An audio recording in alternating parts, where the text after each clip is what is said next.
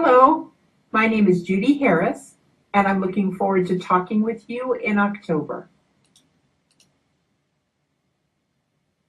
I will be traveling to Europe to join you at the conference in Madrid from my home in the United States. I live in the eastern part of the United States, fairly close to Washington, D.C., in the state called Virginia.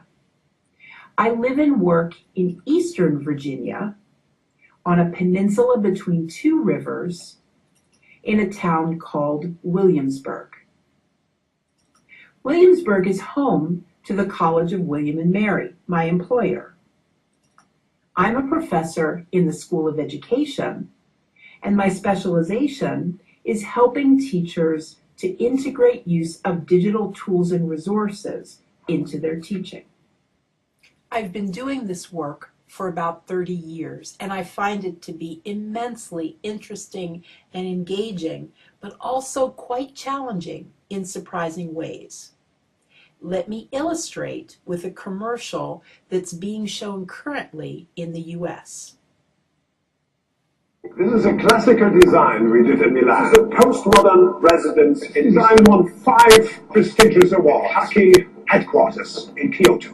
To see our architecture, you don't look around the corner, you look around the world. So, what can I do for you?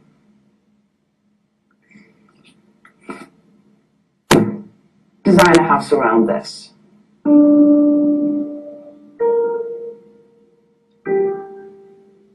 It's preposterous, isn't it? Design a house around a faucet. But in many ways, we've been asking teachers in many parts of the world to do something similar for about 25 years. We've been asking them to design learning experiences for students around digital tools and resources. Now, as ridiculous as that sounds, in some ways, it's understandable that we've made this mistake and made it for so long. These tools are incredibly powerful. They have enormous potential for helping students to learn even better and teachers to teach even better. But the problem is when we look to the tools to suggest how we should teach, it's like having a shiny new hammer. Because when you have a shiny new hammer, everything can look like a nail. Another way to say this is that the tail wags the dog. When we look to the technology to suggest how we should teach, how we should help students to learn, we have it backwards. The good news is that recently researchers and educators have started looking at technology integration in a completely new way. So the title for my talk at the conference is No More Tails Wagging Dogs, New Understanding of Curriculum-Based ICT Integration. This new understanding is understanding of the knowledge that teachers need to be able to integrate technologies effectively into students' learning and into teachers' teaching.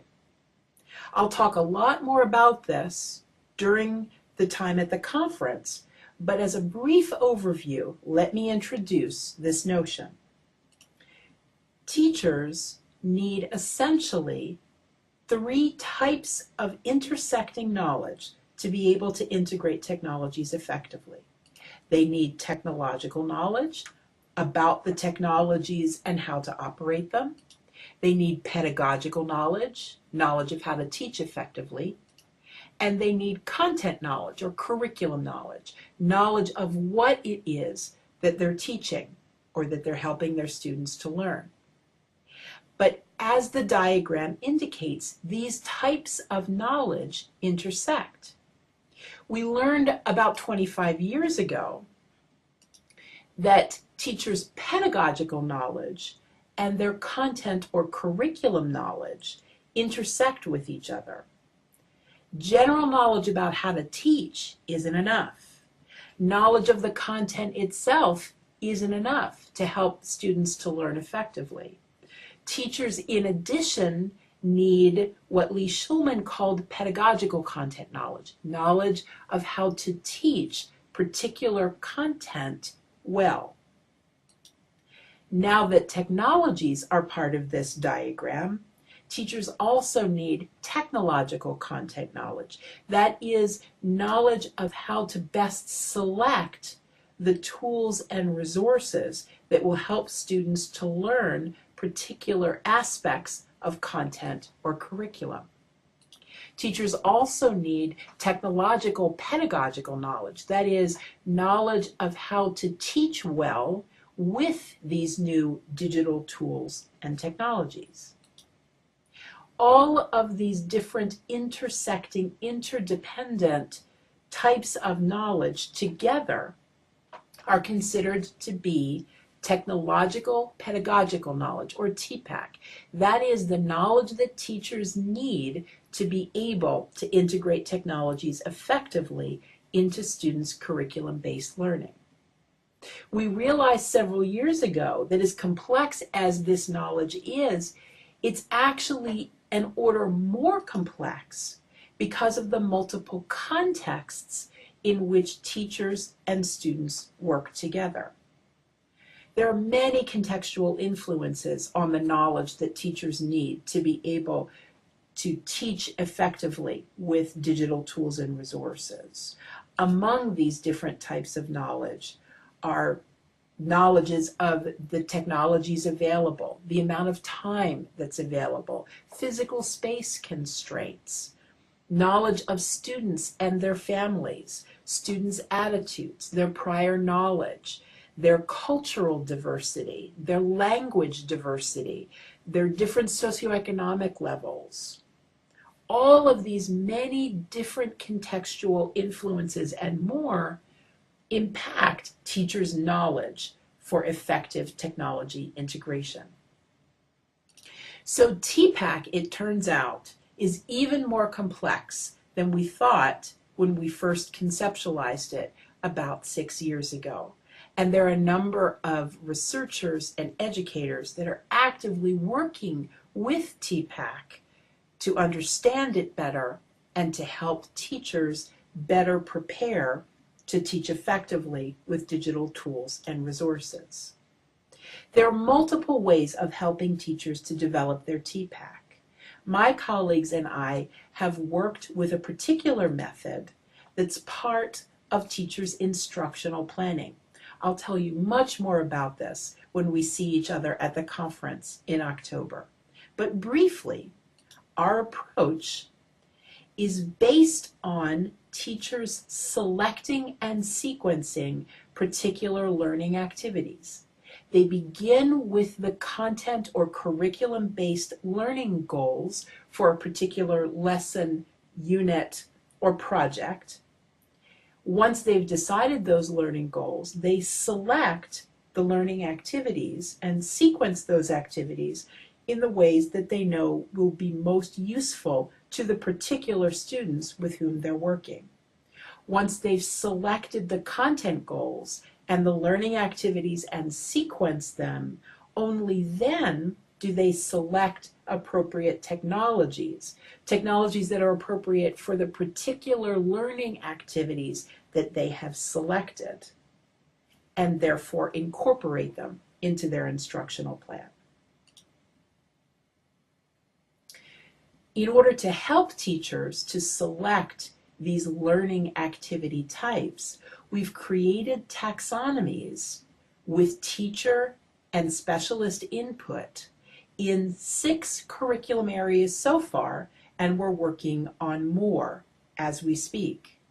We've developed learning activity types taxonomies in mathematics, in science, in social studies, in both primary literacy and secondary English language arts, and in world languages. To give an example of just a few of these taxonomies, we worked with curriculum specialists and many teachers to form comprehensive collections of all of the different kinds of learning activity types in each content area that we've addressed so far. So in social studies, for example, our work showed a number of different kinds of learning activities, 15 of which help students to build their knowledge, and 27 of which help students to express their knowledge in social studies. Each taxonomy is organized very differently because each content area is quite different, along with the learning activities that students can use to help them learn in those content areas. So mathematics, for example, looks quite different from social studies, as you can see here. And world languages, though similar in many ways to elementary and secondary English language arts, is quite different from math, science, and social studies. We'll talk more about these also when I see you in October. To give you just a few examples from the many, many types of learning activities in our taxonomies, here's just a small part of some of our social studies learning activity types.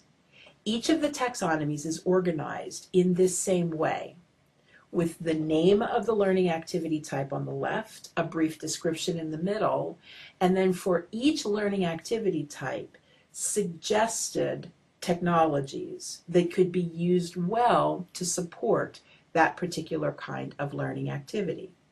What we found is that teachers find it very easy to integrate technologies when they first focus on the curriculum learning goals, then focus on the learning activities that they're going to ask the students to use to reach those curriculum goals, and then finally, as a last step, to focus on the possible technologies that can be used based on what's available in their schools, what they and the students are comfortable with, etc.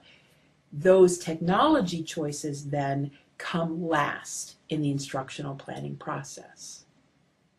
We've also been working, in addition to developing and testing these learning activity types taxonomies, with ways of measuring or assessing teachers' TPACK, ways that will help teachers to continue their professional learning. I'll overview these when we see each other in October also.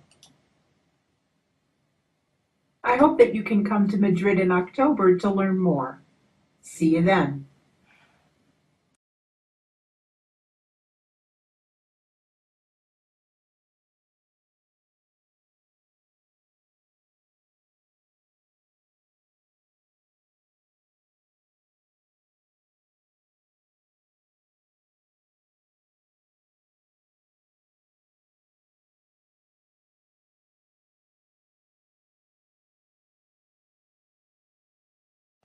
Hello, my name is Judi Harris, and I'm looking forward to talking with you in October.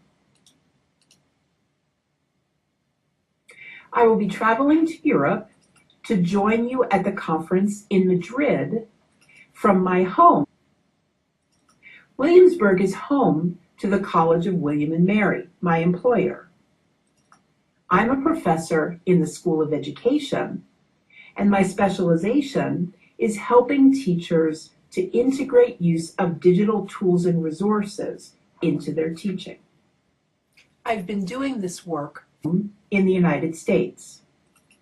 I live in the eastern part of the United States, fairly close to Washington, D.C., in the state called Virginia. I live and work in eastern Virginia on a peninsula between two rivers in a town called Williamsburg. I won 5 prestigious awards. TICS headquarters in Kyoto. To see our architecture, you don't look around the corner, you look around the world. So, what can I do for you?